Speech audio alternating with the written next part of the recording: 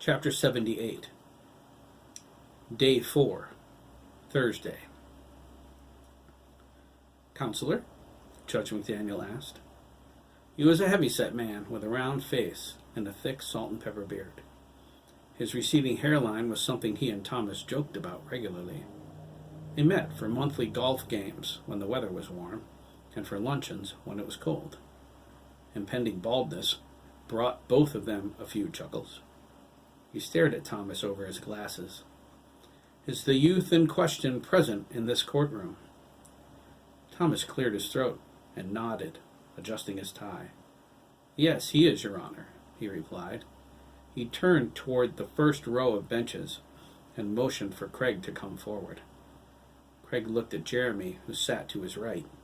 A flash of understanding passed between them. Craig stood up. The confidence he had when he marched up to Thomas at the breakfast table this morning and asked for his help was almost gone. Jeremy fed him more right now. He was giving back what Craig gave him. Thomas jumped on the chance to assist Craig and called in a favor. He telephoned the witnesses. They were in a Rockville courtroom 3 hours later. Jack was temporarily losing custody of Craig. It was the consensus it was the right place to start. Craig didn't think anyone outside of his family would come to the hearing, but there were a lot of people standing behind him.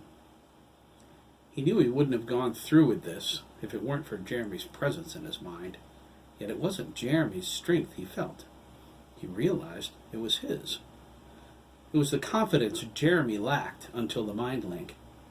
Craig lacked the presence of mind to understand his father wouldn't get better without help. It was a trade of missing pieces. There were many others. This was the hardest thing Craig had ever done. He was glad he wasn't asked to relate the stories personally. Judge McDaniel cleared the courtroom, except for the people who came to testify on Craig's behalf. He inched past Virginia. She patted him on the shoulder. They all did, as he stood at the table next to Thomas. Mike and Sandra answered the call this morning. So did Lyle, Max, and Ricardo. Lyle sat on the edge of the bench, with his arms crossed, looking mean.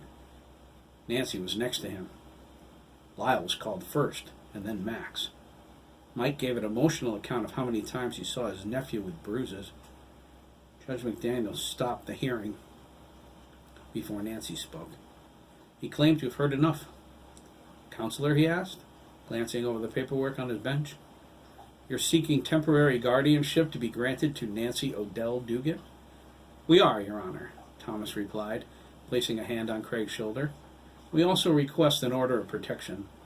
We ask the court to order Jack Wade Dougan evaluated for PTSD while attending treatment for substance abuse." Judge McDaniel signed his name to the petition. "So ordered. I will refer the case to DCF. The father is unavailable?" "He's presently incarcerated, Your Honor," Thomas offered. "See the clerk for your paperwork," Judge McDaniel said, standing up. "The court will stand in recess until 1 o'clock. Whack! Craig tugged on Thomas's jacket sleeve. He furrowed his brow as the judge left the courtroom. "That's it?" he asked. "You didn't even ask me anything." Thomas replied, "There will be other people to do that, Craig. This was the easy part. DCF will notify your grandmother when they want to see you. You'll have all the questions you can handle then, believe me." "Jeremy?" Craig thought, looking over toward him. "I'm here, man," Jeremy thought back. "You did good." "I didn't do anything, you mean?" "You were here," Jeremy said. "That's enough for now. Come on, Mom says we can leave. We have to get ready for the funeral." Nancy and Thomas went to see the clerk. She paid a small fee, and a sheriff was assigned to serve the orders to Jack in his cell. He received them later in the day, another nail driven into the coffin of his sanity.